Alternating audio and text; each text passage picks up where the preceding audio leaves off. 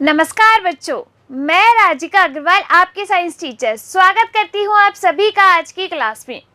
चलिए जो है हमने चैप्टर स्टार्ट किया था और आज इस चैप्टर की एंडिंग है। हमने लास्ट क्लास के अंदर पढ़ा था विस्थापन अभिक्रिया, द्विविस्थापन अभिक्रिया, ऑक्सीकरण अभिक्रिया और अपचयन अभिक्रिया। सबसे पहले विस्थापन अभिक्रिया में हमने क्या देखा कि किसी यौगिक में से कोई दूसरा जो है एक तत्व आता है और उस यौगिक के एक तत्व को विस्थापित कर देता है। इसे हम क्या कहते हैं? विस्थापन अभिक्रिया कहते हैं। विस्थापन अभिक्रिया को देखने के लिए हमने एक एक्सपेरिमेंट किया। एक बीकर में जो है कॉपर सल्फेट का सॉल्यूशन लिया, यानी कि CuSO4 का विलयन लिया, उसमें लोहे की कीलों को डाल दिया। 20 मिनट बाद जब हम उन कीलों को निकाल के देखते हैं तो हमने क्या देखा कि जो कील का कलर है वो ब्राउन कलर का हो गया और जो सॉल्यूशन है कॉपर सल्फेट का नीला विलयन था उसका कलर जो है मलिन यानी कि हल्का हरे रंग का हो गया। इस तरीके से हमने देखा कि कॉपर सल्फेट के सॉल्यूशन में से कॉपर को प्रतिस्थापित किसने किया?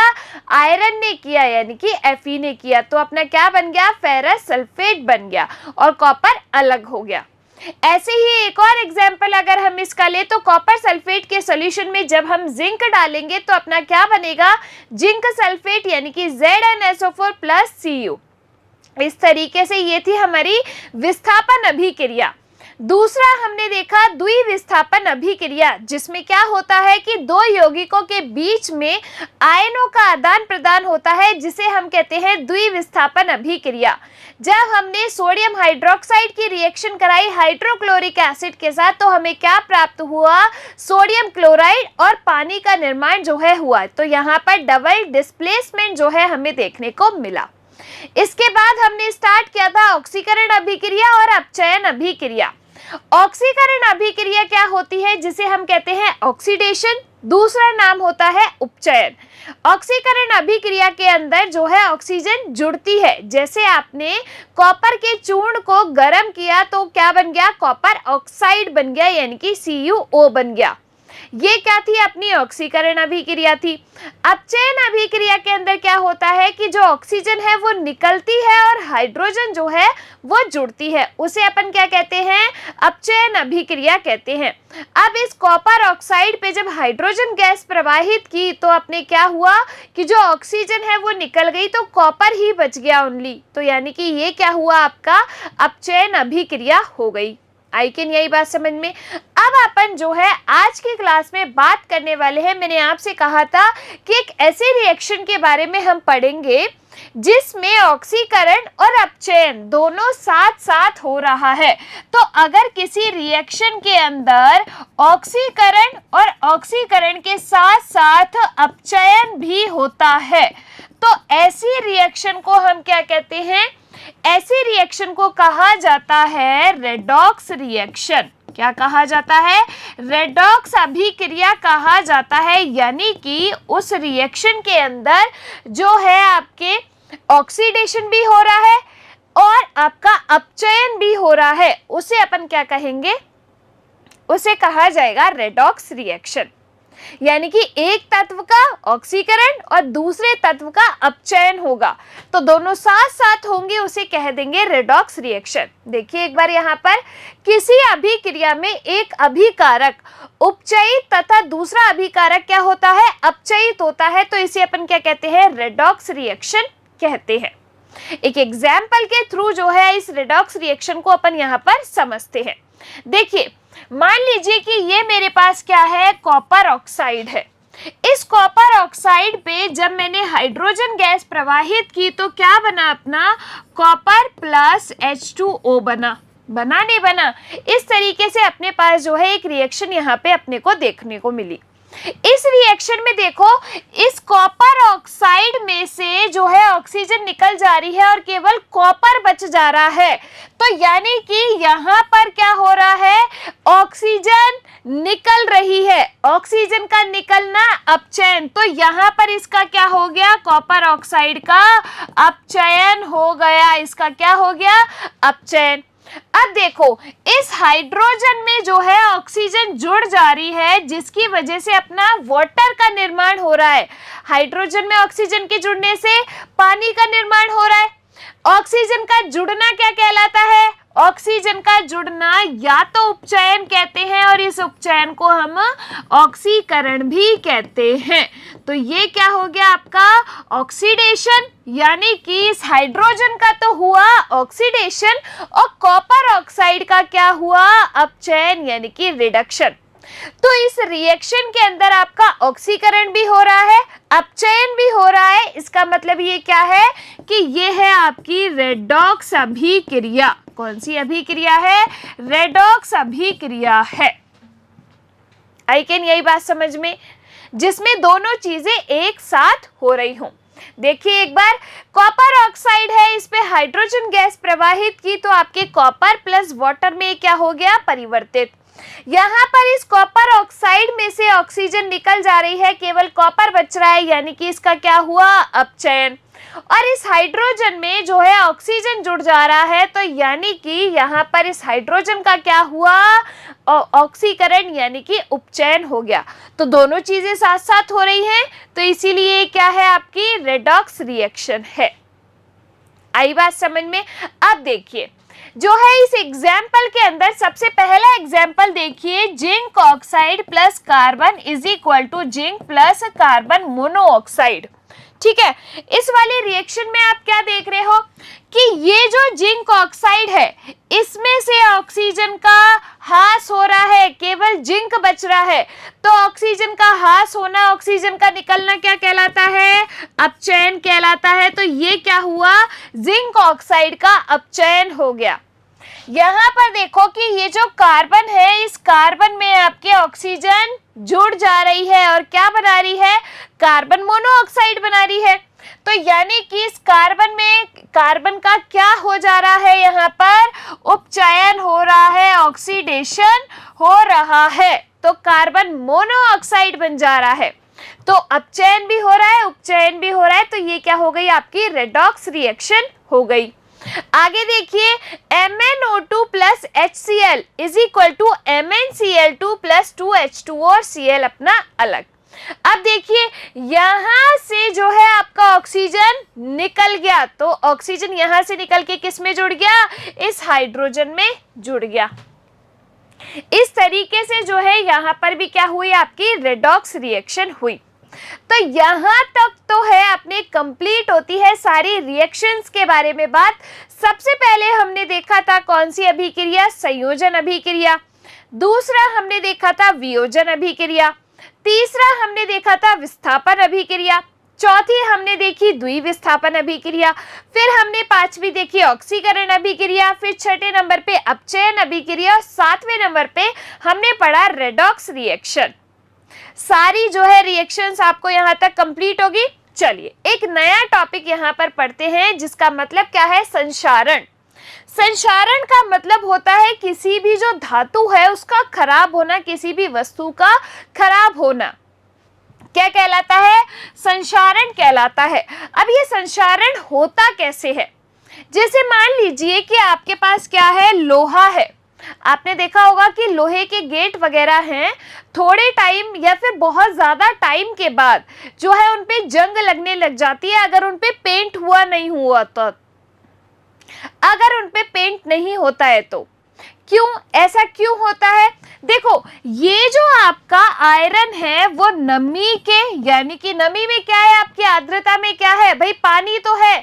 पानी और एयर के कांटेक्ट में आके क्या होता है कि जंग का निर्माण कर लेता है, यानी कि इस लोहे पे क्या लग जाती है? जंग लग जाती है। अब जंग लगा लोहा जो है आपका खराब होता है, यानी कि उसका क्या हो गया? संक्षारण हो गया। ऐसे ही आपने देखा होगा कि आपकी मम्मी जो है सिल्वर और जो ये ज्वेलरीज होती हैं, ऑर्नामेंट्स जो होते हैं, इनको जो है कॉटन के अंदर रखती है। ऐसा क्यों होता है कि रुई के अंदर चांदी के जेवरों को और ऐसे जेवरातों को रखे जाते हैं? क्या आपको रीजन पता है? देखिए सिल्वर जो है अपने आसपास जो है सल्फर से रिएक्शन करता है। किससे? सिल्वर जो है सल्फर से रिएक्शन करके जो है सिल्वर सल्फाइड बना लेता है, जिसकी वजह से ये जो चांदी है ना, चांदी को अपन सिल्वर कहते हैं, इतना तो पता है ना तुम्हें। चांदी को सिल्वर कहते हैं जिसे अपन व्यक्त करते हैं Ag से। अब ये क्या करता है कि सल्फर के साथ रिएक्शन करके सिल्वर आपकी सिल्वर सल्फाइड बना लेती है, जिसकी वजह से आपकी चांदी जो है काली पड़ जाती है। इसीलिए उनको कॉटन में रखा जाता है, रुई में रखा जाता है। तो इसे हम क्या कहते हैं? संक्षारण कहते हैं। देखिए, जब धातु आसपास अम्ल आर्द्रता के संपर्क में आती है तो ये संक्षारित हो जाती है, इसे संक्षारण कहते हैं। चांदी के ऊपर काली परत, तांबे के ऊपर हरी परत का चढ़ना और लोहे पर जंग का लगना, ये सारे किसके एग्जाम्पल है? संक्षारण के एग्जाम्पल है। आई बात समझ में? तो जंग आपके कैसे लगती है? जो आयरन है वो ऑक्सीजन और पानी के साथ रिएक्ट करके आपके क्या बना लेता है? जंग का निर्माण कर लेता है, यानी कि लोहा आपका क्या हो जाता है? खराब। नेक्स्ट अपन देखते हैं यहाँ पर विकृत गंधिता। विकृत गंधिता का मतलब होता है कि जैसे आपकी कोई खाने पीने की चीजें हैं, उनका क्या हो गया? ऑक्सीकरण हो गया। कोई मान लीजिए आपने जैसे चिप्स के पैकेट्स वगैरह देखे होंगे, लेकिन आपके को क्या लगता है? चिप्स के पैकेट आपके पास ताजा बन के आते हैं कि हाँ तुम्हें भूख लगी और अभी जो है कंपनी ने तुम्हारे लिए बढ़िया से एक चिप्स का पैकेट बनाया और भेज दिया। ये जो चिप्स के पैकेट्स होते हैं बहुत पहले के बनाए हुए होते हैं, लेकिन फिर भी ये खराब नहीं होते। ऐसा क्यों होता है? कभी सोचा है आप लोगों ने कि भाई आप सुबह जो सब्जी बनाते हो वो तो शाम तक खराब हो जाती है, सुबह जो आटा लगाते हो उसको अगले दिन तुम यूज में ही नहीं ले सकते। क्यों? ऐसा क्यों होता है? तो इनका क्या हो जाता है कि इनका ऑक्सीडेशन हो जाता है। किसकी वजह से? जैसे तुमने कोई भी तेल में, घी में, किसी में भी सब्जी बनाई, ठीक है, जब तुम इसमें सब्जी बनाते हो और इसको रख देते हो तो इसके अंदर क्या हो जाता है? ऑक्सीडेशन, यानी कि उपचयन हो जाता है, ऑक्सीकरण हो जाता है, जिसकी वजह से ये जो खाने पीने की चीजें हैं वो खराब हो जाती हैं। उसे अपन क्या कहते हैं? विकृत गंधिता कहते हैं, यानी कि इसमें स्मेल आने लगती है। अब इस विकृत गंधिता से ही बचाने के लिए और लॉन्ग टाइम तक फूड को प्रिजर्व करने के लिए जो आपके चिप्स के पैकेट्स होते हैं और पैकेट वाला जो फूड होता है उनमें ऑक्सीजन को हटाकर उसमें नाइट्रोजन गैस भरी जाती है। कौन सी गैस भरी जाती है? नाइट्रोजन गैस भरी जाती है। जो तुम कहते हो ना कि 10 रुपए की लेज में 7 रुपए की तो हवा होती है और 3 रुपए की चिप्स होती है, तो वो जो महंगी हवा है ना आपके 7 रुपए की, वो कौन सी है? नाइट्रोजन गैस है। तो उसमें कौन सी गैस भरी जाती है? इन खाने के सामानों को प्रोटेक्ट करके रखने के लिए, प्रिजर्व करके रखने के लिए उसमें नाइट्रोजन गैस भरी जाती है। देखिए इधर, उपचयित होने पर तेल व वसा का विकृत गंधित होना क्या कहलाता है? विकृत गंधिता। वसा तेल युक्त सामग्रियों में प्रतिऑक्सीकारक मिलाना, यानी कि एंटीऑक्सीडाइजिंग एजेंट जो है उसमें मिला दिया जाता है, जो कि क्या है? अपना नाइट्रोजन है। तो पैकेट वाले खाने की चीजों में ऑक्सीजन हटाकर कौन सी गैस भरी जाती है? नाइट्रोजन गैस भरी जाती है। तो चिप्स के पैकेट में जो हवा होती है वो कौन सी है? नाइट्रोजन है। अब अपने चैप्टर का एक छोटा सा लास्ट टॉपिक, ऊष्मा के आधार पर अभिक्रियाओं के प्रकार, कि भाई ऊष्मा जो है उसके आधार पर अभिक्रियाओं को 2 कैटेगरी में डिवाइड किया जाता है। एक होती है आपके ऊष्मा शोषी अभिक्रिया और एक होती है आपके ऊष्मा क्षेपी अभिक्रिया। ऊष्मा शोषी और ऊष्मा क्षेपी में अंतर क्या है? देखो, ऊष्मा शोषी अभिक्रिया होती है और ऊष्मा क्षेपी अभिक्रिया होती है। सबसे पहले बात करते हैं ऊष्मा क्षेपी अभिक्रिया की। ऊष्मा क्षेपी अभिक्रिया का मतलब होता है कि जिसमें जो कोई उत्पाद बने उस उत्पाद के साथ साथ जो है ऊष्मा भी रिलीज हो, उसे अपन कहते हैं ऊष्मा क्षेपी अभिक्रिया। ऊष्मा शोषी अभिक्रिया किसे कहते हैं? कि किसी रिएक्शन को होने के लिए ऊष्मा की रिक्वायरमेंट है, वो ऊष्मा का क्या करती है? अवशोषण करती है और फिर आपके प्रोडक्ट बनाती है, उसे अपन कहते हैं ऊष्मा शोषी अभिक्रिया। देखिए, आप कैसे पहचानेंगे कि ये जो रिएक्शन है वो ऊष्मा क्षेपी है या ऊष्मा शोषी है? देखिए, सबसे पहले ऊष्माक्षेपी की अगर मैं बात करूं तो इसमें क्या हुआ, ऊष्मा का निर्माण भी हुआ। तो यानी कि मान लो कि यहाँ पर अपने पास कोई अभिकारक है और ये अपना क्या बना, कोई उत्पाद बना।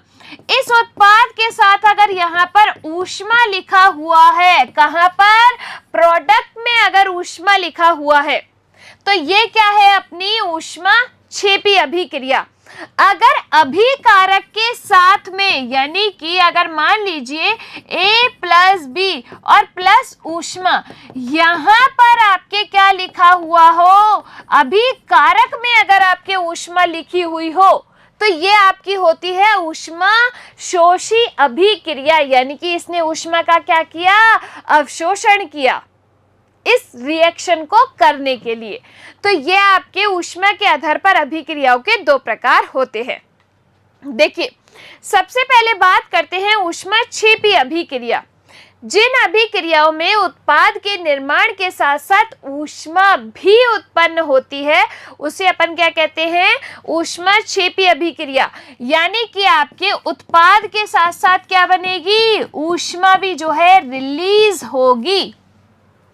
देखिए इधर ऊष्माक्षेपी अभिक्रिया का जो एग्जाम्पल है आपके जो है, इधर क्या है, ये मीथेन है। मीथेन की जब रिएक्शन कराई ऑक्सीजन के साथ में, तो अपने कार्बन डाइऑक्साइड, जल और साथ में किसका निर्माण हुआ, इधर ऊर्जा जो है बनी। तो ये क्या है, ऊष्मा क्या है, एक प्रकार की ऊर्जा है ना भाई। तुम्हें इतना तो पता है ना कि ऊष्मा जो होती है वो एक प्रकार की ऊर्जा ही होती है। तो यहाँ पर क्या हुआ कि जब प्राकृतिक गैस, ये जो आपके CH4 होती है, इसको अपन कहते हैं मीथेन गैस। इस मीथेन का दूसरा नाम होता है मार्श गैस भी, और इसको क्या भी कहा जाता है, नेचुरल गैस यानी कि CNG भी कहा जाता है। इसका जब दहन किया जाता है, यानी कि किसी भी चीज को जलाने के लिए किसकी जरूरत, ऑक्सीजन की जरूरत। तो ऑक्सीजन के साथ रिएक्शन पे कार्बन डाइऑक्साइड, वाटर और जो है ऊर्जा बनी, यानी कि ऊष्माक्षेपी अभिक्रिया। इसमें देखिए रेस्पिरेशन की प्रोसेस में यहाँ पर ग्लूकोज में आपके ऑक्सीजन मिक्स हो रही है। ऑक्सीजन मिक्स होने के बाद आपके जो है कार्बन डाइऑक्साइड, जल और किसका निर्माण हुआ, ऊर्जा का निर्माण हुआ। ये वाली जो रिएक्शन है आपकी श्वसन वाली, ये हम चैप्टर 5 के अंदर बहुत डिटेल में पढ़ने वाले हैं कि जब आपके जो रेस्पिरेटरी सिस्टम पढ़ा जाता है तो उसका मतलब सिर्फ इतना नहीं है कि सांस अंदर ली और सांस बाहर छोड़ी। इसके साथ साथ आपकी बॉडी के अंदर ऊर्जा का निर्माण भी होता है, किसमें, श्वसन में। तो ये अपन चैप्टर 5 के अंदर डिटेल में पढ़ने वाले हैं इस वाली रिएक्शन को। क्या हुआ, ग्लूकोज के अंदर आपके जो है ऑक्सीजन मिक्स हुई, तो कार्बन डाइऑक्साइड, पानी और ऊर्जा का निर्माण हुआ। ये क्या है आपकी, ये हो गई ऊष्माक्षेपी अभिक्रिया। अब अपन बात करते हैं ऊष्माशोषी अभिक्रिया की। तो ऊष्माशोषी अभिक्रिया क्या होती है, जिन अभिक्रियाओं में अभिकारकों को तोड़ने के लिए ऊष्मा की, प्रकाश की या ऊर्जा की रिक्वायरमेंट होती है, उन्हें अपन क्या कहते हैं, ऊष्माशोषी अभिक्रिया कहते हैं। जैसे हमने विघटन अभिक्रिया पढ़ी थी, अपघटन अभिक्रिया पढ़ी थी। कौन कौन सी अपघटन थी, प्रकाश अपघटन थी, आपके ताप अपघटन थी और आपके विद्युत धारा अपघटन थी, थी कि नहीं थी। इनमें अपन ने क्या देखा कि जब अपन ने किसी भी पदार्थ को, अभिकारक को जो है ताप दिया, विद्युत धारा दी या फिर अपन ने प्रकाश ऊर्जा दी, तो इन्होंने क्या किया, उसका अवशोषण किया और फिर उत्पाद बनाया।